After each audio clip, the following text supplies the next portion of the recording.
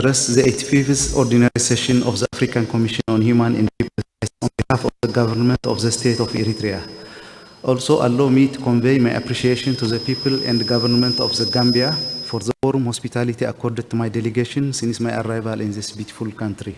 Mr. Chairperson, I wish to begin by reiterating some of the principles Eritrea espouses in relation to the promotion and protection of human rights. 1.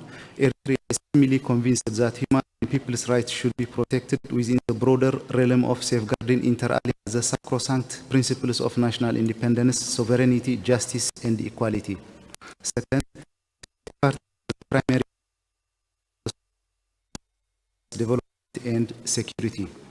Third, human rights should be pursued in a comprehensive and holistic manner. Fourth, due consideration should be given to the interdependence of peace and security, development, and human rights nexus.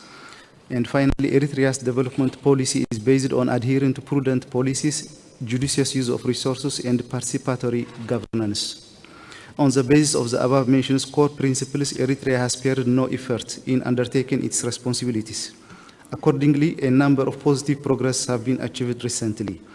In the interest of time, I will touch upon a few. In fulfillment of its reporting obligations under the African Charter on the Rights and Welfare of the Child, Eritrea has submitted its fourth periodic national report on the status of implementation of the African Charter on the Rights and Welfare of the Child, covering the period from 2020 to 2024. The report illustrates a broad array of progress achieved in several sectors, chief among them the provision of better health services, quantitative and qualitative improvement, as well as the preparation of a strategic plan aimed at promoting better and effective civil registration and vital statistics program for the period 2024 to 2028. Mr. Chairperson, in terms of increasing agricultural production, Eritrea is undertaking multifaceted efforts to increase agricultural production and to ensure food security. Currently, the autumn season has begun and the harvest of crops is already underway in most parts of the country. In the July and August rainy season, the total amount of land plowed and planted was well over 384,000 hectares, while another 40,800 hectares was planted during the March to May rainy season.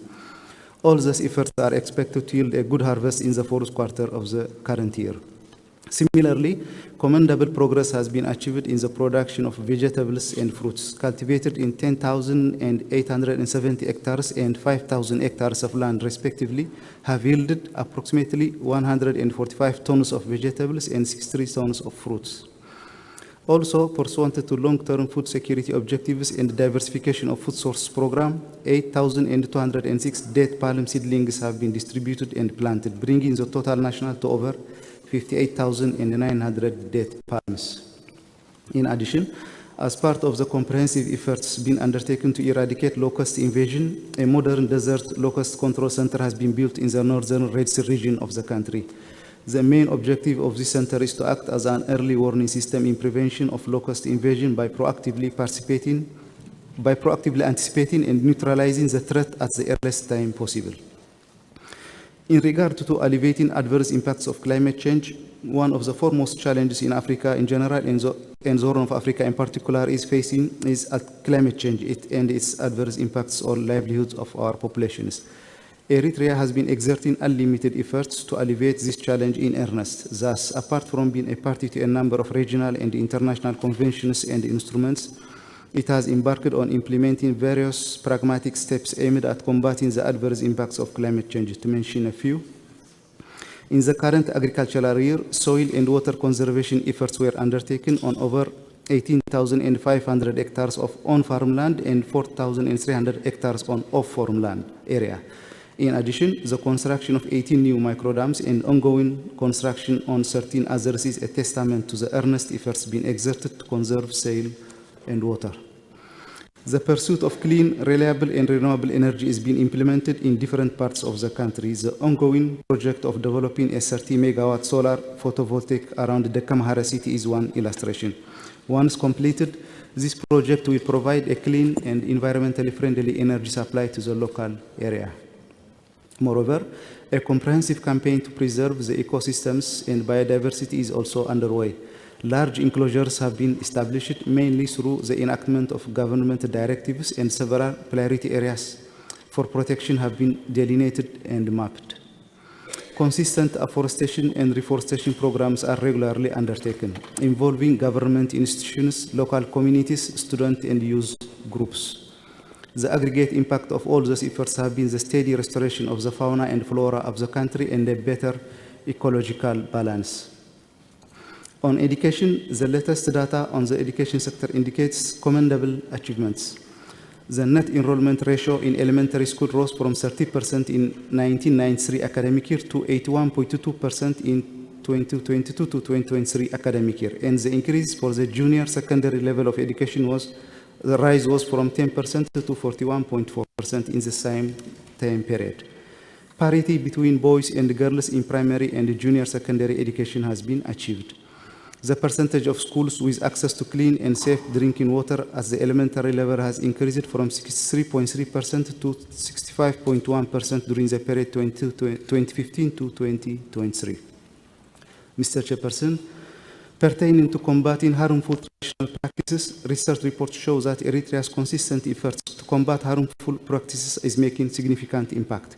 The mapping assessment conducted in 1,006 villages in 2023 and 2024, it disclosed that 95.9% respondents supported the abolition of the practice of FGM, and that the prevalence of the practice has significantly decreased, with only 2.3% and 4.4% of girls under 5 and 15 years of age, respectively, were found to have undergone FGM. The percentage of women married by age 15 declined from 23% in 1995 to 16% in 2023.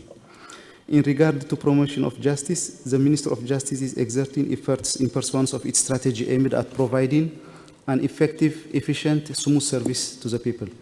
This entails the promotion and institutionalization of out-of-court dispute resolution mechanisms, legal aid, and strengthening the ongoing public awareness campaign.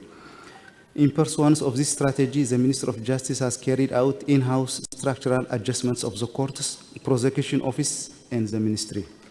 In conclusion, Mr. Chairperson, Eritrea's intensive efforts in the sectors listed above and others is a testament to its commitment and dedication for nation building and through it for the promotion of human rights. The distance traversed so far and the tangible progress achieved are indeed inspiring. The government and the people of Eritrea will redouble their determined work in achieving these lofty objectives aimed at the promotion, protection, and respect of human rights. I thank you, Mr. Chair. The Commission would like to thank you, Your Excellency. We have taken due note of your statement. I will now give the floor to the Republic of Senegal for 7 minutes. Thank